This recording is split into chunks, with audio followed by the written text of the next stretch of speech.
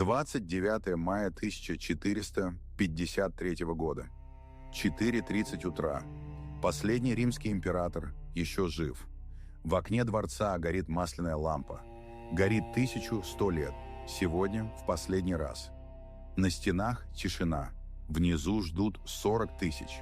53 дня. Богохранимый город. 23 осады. Стоял, пока рушились все остальные. Через 4 часа его не станет.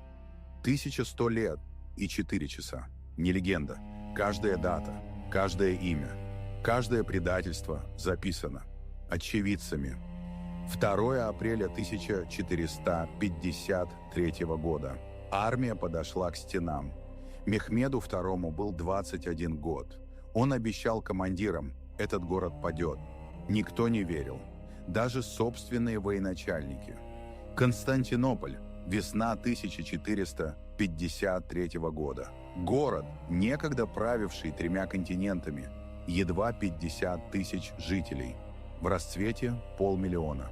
Форумы стояли пустыми. Фонтаны пересохли десятилетия назад. В каждой церкви смотрели иконы. Взгляды святых в золотых окладах, облупившихся, потемневших, потрескавшихся. Вера Рима, сохраненная в поврежденном золоте. В предрассветные часы сам воздух замер. Пыль плыла в полосах холодного света. Город пережил 1000 лет врагов. Он не знал еще, что это утро другое. Феодосиевы стены, построены в 413 году. 60 башен, тройная линия камня. 6000 солдат для обороны. Против 40 тысяч снаружи. Математика была проста. Римляне это знали. У каждого костра на стенах люди стояли в тишине, глядя на огни османского лагеря на горизонте. Море огня там, где прежде была только темнота. Никто вслух не считал. Все уже знали ответ. Нарисованный Христос смотрел с каждой часовни. Лик потрескался. Золото ушло. Они молились ему 1100 лет. Сегодня ночью будут молиться сильнее, чем когда-либо. Город когда-то владел Босфором, узким проливом между Европой и Азией, путем, по которому каждое судно с зерном, шелком и серебром платило дань Константинополю. Теперь в гавани стояли 26 кораблей. Снаружи за цепью ждали 400 османских галер. Цепь — железный заслон поперек Золотого Рога. Последняя защита последнего римского порта. Даже дети несли камни к стенам. Не было никого слишком юного, чтобы помочь. 12-летние мальчики рядом со стариками. Все понимали, что приближается. Никто не ждал разрешения. Константин XI, 49 лет, 88-й римский император. Прямой потомок Августа Цезаря. Последний правитель династии, просуществовавший 1000 лет. Каждый вечер он обходил стены. Знал каждую трещину в каждом камне. 3 года добивался помощи от Западной Европы. Папа прислал 200 лучников. Венеция – ничего. У защитников было одно преимущество, которого не имели османы. Джустиниане Лонго – генуэзский наемный командир, приплывший с 7 сотнями профессиональных солдат. Лучшие оборонительные бойцы в Европе. Он годами изучал Феодосиевы стены. Знал, где они прочнее, где слабее. Поставил людей у Местихиона, средней секции, самой низкой точки, самого вероятного места прорыва. За стенами жизнь продолжалась. Пекли хлеб. Рынки открывались на рассвете. Но цена хлеба с марта утроилась. Воду нормировали. Дрова кончались. В маленькой пекарне на рассвете 3 двигались по привычному распорядку. Один вынимал хлеб из каменной печи, другой считал монеты. 3 ждал с корзиной. Все знали, это может быть последнее обычное утро. На равнине перед стенами армия установила нечто, чего мир не видывал. Осадную пушку, которую везли 60 быков. Ее отлил венгерский инженер по имени Урбан. Урбан сначала предложил ее Константину. Константин не мог заплатить его цену. Мехмед заплатил, не колеблясь. Это решение изменило судьбу мира. базиликанская пушка, 8 метров в длину. Каменное ядро 540 килограммов. Ничто, созданное руками человека, никогда не бросало такого тяжелого камня. Инженеры тренировались с пушкой всю весну.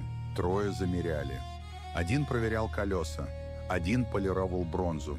40 тысяч солдат наблюдали в молчании. Первого выстрела они еще не видели, но ждали его с нетерпением. К 15 апреля армия превосходила защитников в 11 раз. Мехмед выстроил войска дугой вокруг сухопутных стен. Баши-бузуки слева, анатолийцы в центре, янычары справа. Ночью огни лагеря освещали горизонт, как другой город.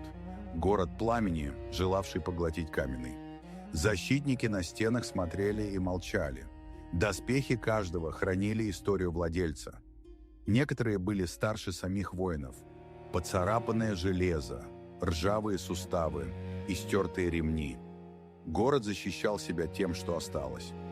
На закате весть прошла по улицам. Из древних акведуков еще течет вода. Пока акведуки держатся, город жив. Османы их не нашли. Одна хорошая новость за много недель. Кузнецы работали по ночам. Каждый железный инструмент становился оружием. Лемеха ковали в наконечники копий. Дверные петли плавили в наконечники стрел. Огонь горнов полыхал янтарем в темноте. Один молотил, один раздувал мехи, один закалял клинки в воде. Пар поднимался в холодную апрельскую ночь. В гавани моряки грузили горшки с греческим огнем. 26 кораблей против 400. Тайное оружие, жидкое пламя, которое нельзя погасить. Греческий огонь горел на воде и прожигал дерево. Он спас Константинополь от арабских флотов в 674 году и снова в 717. Формула – государственная тайна, передававшаяся 8 веков.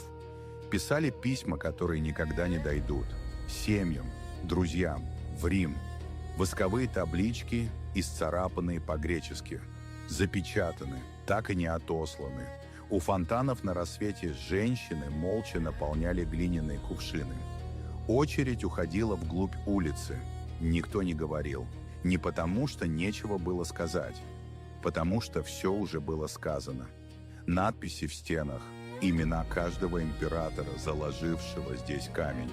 От Константина I в 330 году до Константина XI, который станет последним.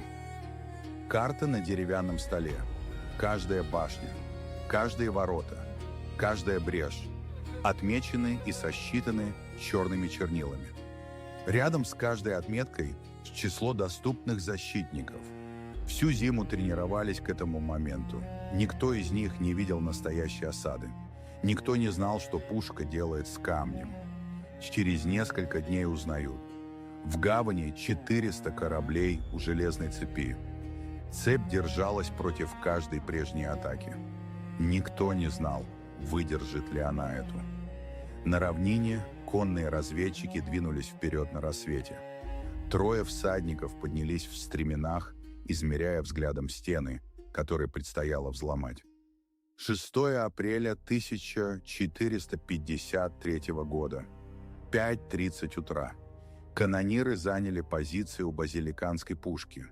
Один мерил порох деревянным черпаком, другой нес каменное ядро в 500 килограммов. Тлеющий фитиль приблизился к запальному отверстию. Искры занялись.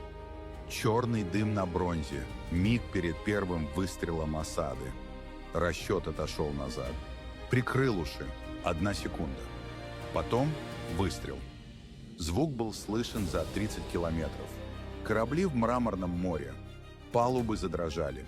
Первый выстрел осады поразил Феодосиевы стены в 5:31 утра. На стенах защитников отбросило назад. Одни закрыли головы руками, другие застыли. Один написал потом: «Я думал, миру приходит конец». Он не преувеличивал. Он действительно так думал. Один выстрел. 6 метров стены — нет. Бледный камень обнажился на краях разлома. Белая пыль все еще сыпалась по стене. Феодосиевы стены, простоявшие 1000 лет. И в них дыра. К полудню жители заделывали брешь, чем могли. Песок, камни, мебель из домов. Старики несли балки. Дети – корзины с землей. Что пушка разрушала днем, люди восстанавливали ночью. Этот ритм продолжался изо дня в день. В тот первый день еще 100 выстрелов, и на следующий, и послезавтра 53 дня подряд. 7 выстрелов в сутки, максимум до перегрева ствола. Рука лучника в натяжении, мозолистые пальцы, устойчивые. Стреляли стрелу за стрелой, пока не пустели колчаны. Потом шли подбирать османские стрелы с земли. И стреляли теми. Война не разбирала, чье железо. 11 апреля, 5 дней от начала бомбардировки. Османский флот атаковал железную цепь. Греческий огонь.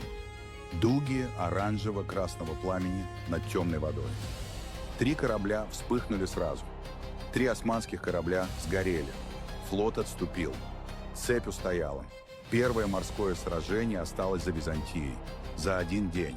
За несколько часов. Следующего не будет. Они еще не знали об этом, но чувствовали. 22 апреля. Полночь. За одну ночь османские инженеры перетащили 70 кораблей через холм в Золотой Рог, во внутреннюю гавань, которую охраняла железная цепь. Деревянные катки смазали животным жиром. Корабли тянули на деревянных санях. Сотни людей работали в темноте и в тишине. 70 боевых кораблей. Через холм. За 8 часов. Защитники проснулись на рассвете и увидели османский флот внутри гавани. Последнее стратегическое преимущество города утрачено за одну ночь. Пока они спали, горшки с греческим огнем ждали в каждой башне. Запечатаны. Готовы.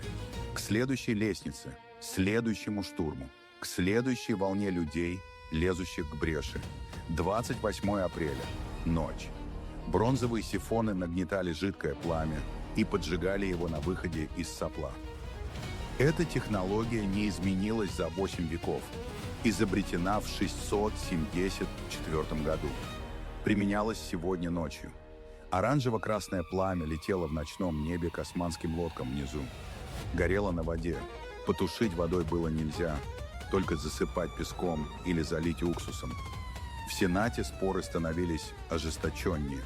Один ударил ладонью по столу, другой качал головой, третий указывал на карту. Одни призывали к сдаче, Константин отказывал. В полночь барабанщики заняли позиции. Десятки бронзовых литавр вдоль всей линии осады. Барабанный бой начался. Он не прекратится 53 дня. 7 мая. Полный штурм в брешь. Камни, кипящее масло, горящая смола. Лестницы продолжали лезть вверх. Держались. Едва. 3 часа ночи. 3 часовых у костра. Один греет руки. Другой привалился к парапету, прикрыв глаза. Третий стоит, глядит в темноту. 53 ночи вот так. 53. Каждое утро удивлялись, что еще живы. 22 мая. Под землей. Шахтеры рыли контрходы под стенами, чтобы первыми найти и обрушить османские тоннели. Услышал стук кирок сквозь землю. Оставались минуты. Найдя тоннель, обрушивали, хороня людей, которых никогда не видели. Людей, копавших в темноте навстречу и не знавших, как близко они подобрались. Голос врага слышался через несколько метров земли. 27 мая. После 50 дней осады. Феодосиевы стены, некогда самое мощное укрепление в мире, превратились в лоскутное одеяло грубых починок и открытых повреждений. Ров засыпан обломками обрушившихся секций. С башен несколько огромных брешей видно невооруженным глазом. Дым над свежими попаданиями. Защитники знали, долго не продержится. 27 мая. Мехмед собрал командиров. Финальный штурм через 2 дня. 29 мая. До рассвета. Последняя ночь Римской империи получила дату.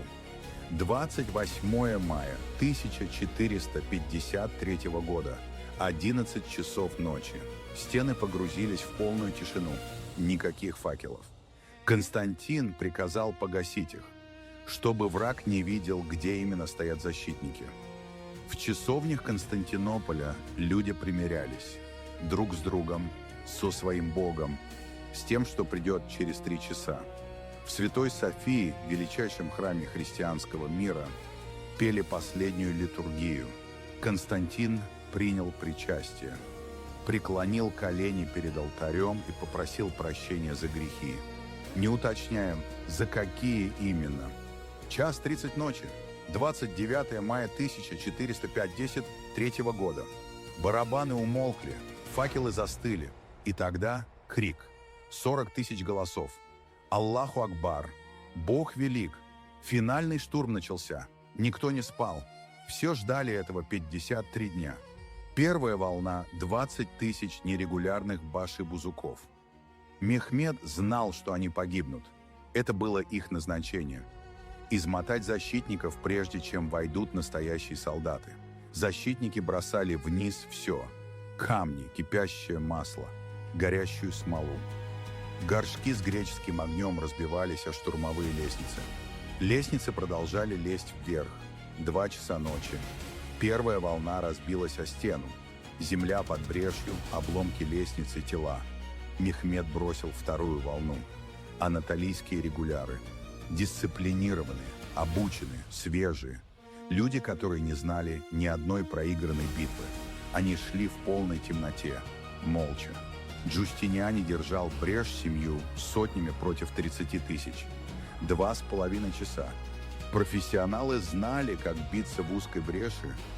Там числа не значат ничего. Каждый метр давался в рукопашную. Шаг за шагом. 3 часа штурма. Арбалетный болт нашел щель в доспехах Джустиниани. Рука к боку. Он посмотрел вниз. Попросил унести его со стены. Константин умолял остаться. Джустиниани не мог. Когда защитники увидели, как уносят командира, строй начал распадаться. Не от трусости, от простой арифметики усталости и отчаяния. 53 ночи без сна дали о себе знать. Тело делало то, что разум уже не мог. И тогда ворота, киркопорта, небольшая боковая калитка в северной части стены, открытая. Никто не знает, кто ее открыл. Никто никогда не узнает. Случайность это была или предательство, не установил ни один историк с уверенностью.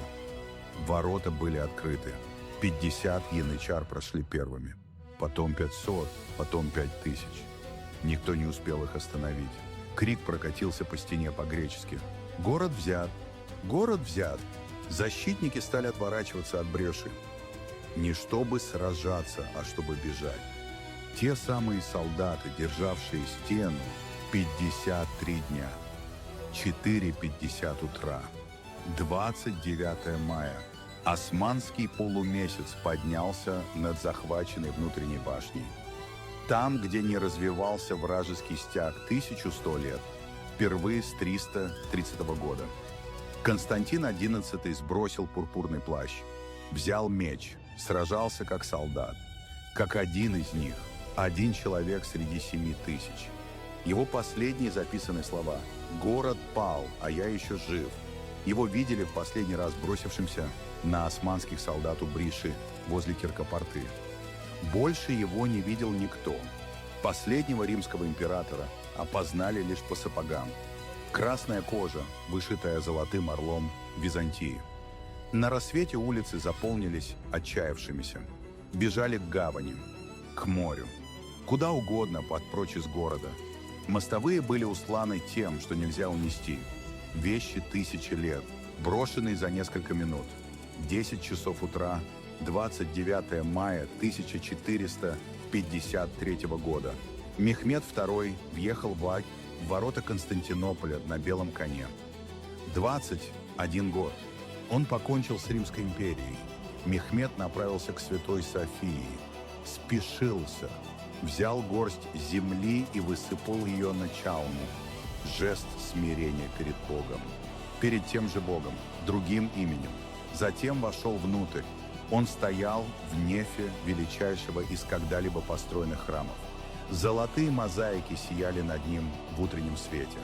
9 веков молитв ушли в эти стены. Он произнес единственную строку из персидского поэта. «Паук плетет свои покрывала во дворце Цезарей. Сова кличет стражу в башнях Афросиаба. 21-летний завоеватель, плачущий в пустом дворце. Серый пепел оседал на все, как снег. Но теплый. Константинополь, 29 мая 1453 года. Утро после конца света. Выжившие бродили по собственным домам, словно по музеям исчезнувшей жизни. Сломанный деревянный сундук, икона, сбитая со стены, перевернутый стол, детская сандалия у порога, вещи жизни, разбросанные по полу, по которому им больше не ходить. Мехмед выполнил обещание. Население будет защищено. Греческая православная церковь выживет. Патриарх будет восстановлен в правах. Ему нужен был живой город с живыми людьми. Не кладбище. Это был расчет, а не милосердие. Хотя, возможно, и то, и другое. 3 дня разрешенного мародерства, по традиции, по договору, по жестокой арифметике средневековой войны. Потом Мехмед подписал приказ. Убийство прекратить. Город живет. В гавани те, кто мог, бросились к кораблям. Греческие ученые бежали с рукописями под мышками. Платон, Аристотель, Евклид. Тексты, не читавшиеся в Западной Европе 500 лет. Некоторые спасали одну рукопись. Всего одну. Самую важную. Ренессанс бежал на Запад в их сумках. В Венецию, во Флоренцию, в Рим. Через 40 лет Платона будут читать по-итальянски. Через 39 Колумб достигнет Америки. Века накопленных знаний, пронесенные в дрожащих руках через Адриатику. Рукописи, которые не видели света 500 лет. Падение одного города стало рождением нового мира. В каждой старой церкви священники прятали, что могли. Чаши, завернутые в ткань. Иконы в нишах стен. Рукописи, замурованные за расшатанными блоками. Некоторые из этих сокровищ нашли лишь столетия спустя. Некоторые ждут до сих пор. Стены хранят больше, чем историки успели открыть. Мастерских османских ремесленников мозаики Святой Софии покрывали белой известью. Тессера за тессерой, лицо за лицом. Каждый образ закрашен. Христианский лик города исчез под штукатуркой. Но под штукатуркой мозаики выжили. Христос Вседержитель, Богородица с младенцем, императоры, императрицы. Все там, смотрят, ждут, когда их откроют. Спустя века. Сухопутные пути на восток закрыты. Контроль Османской империи над Босфором означал: каждая пряность, каждый шелк, каждый самоцвет, шедший из Азии сушей, теперь не пройдут. Цены на специи в Лиссабоне и Севилье поползли вверх. Нужно было искать другой путь. Торговля не терпит тупиков. Она находит другой маршрут. Испания смотрела на Атлантику. Португалия – на юг, в обход Африки. Англия смотрела на запад. Эпоха великих открытий не была случайностью. Она была следствием 29 мая 1453 года. В Москве начали называть себя Третьим Римом. Русская православная церковь несла византийскую традицию. Двуглавый орел. Титул «царь» от слова «цезарь». Русские цари женились на византийских принцессах. Константинополь пал, Рим жил дальше, в другом городе. Стены Феодосиевых укреплений стоят сегодня. В Стамбуле. Поврежденные, залатанные, древние, 16 веков под солнцем и дождем. Стены не пали, только люди, державшие их. Город обрел новое имя – Стамбул. От греческого «эйстин полен» – в город. Это название использовали сами греки еще при Константине. Величайший город средневекового мира просто сменил императора. Он не перестал быть величайшим. Под новым флагом та же роль. Святая София стоит. Сквозь землетрясение, смену веры, запустение, сквозь реставрации и политические споры. Она стоит до сих пор.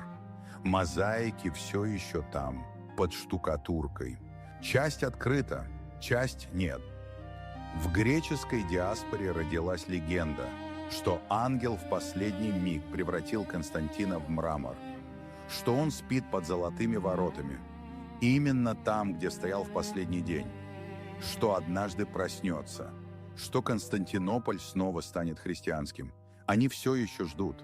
Мраморный император спит, и в его дворце, ставшем музеем, паук плетет свои покрывала, сова кличет стражу. И история, как всегда, продолжается. 1100 лет, 48 императоров. Одно последнее имя – Константин. То же самое имя, что стояло в начале. Монеты чеканили до последней недели. Лицо Константина, уже стертое до выхода из-под пресса. Экономика империи, сведенная к одному монетному двору в последние дни. 2000 лет римской истории, сведенной к 7000 человек.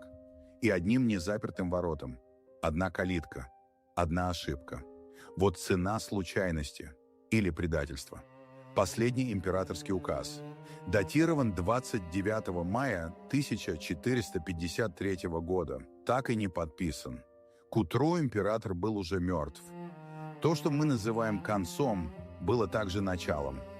Как всегда, ученые, бежавшие с текстами, пробудили Ренессанс. Закрытые сухопутные пути открыли океаны. Падение Константинополя дало Западной Европе ее возрождение. Светоний, Тацит, Кассий и Дион писали о Риме. Критобул Имбросский писал о Константинополе. Он был греком, служил Мехмеду, писал в стиле Фукидида. Пытался честно рассказать о дне, изменившем все. Город взяли не варвары. Его взял 21-летний, читавший Цезаря и Александра и решивший превзойти обоих. За одно утро, до завтрака. Все, что вы сегодня услышали, записано людьми, которые были там. Греками, латинянами, турками. Каждый своими чернилами, своей рукой. Каждый был уверен в своей правоте. Если хотите историй, которые не должны были выжить, оставайтесь с нами. Следующая история уже ждет. Она тоже записана очевидцами. Подписывайтесь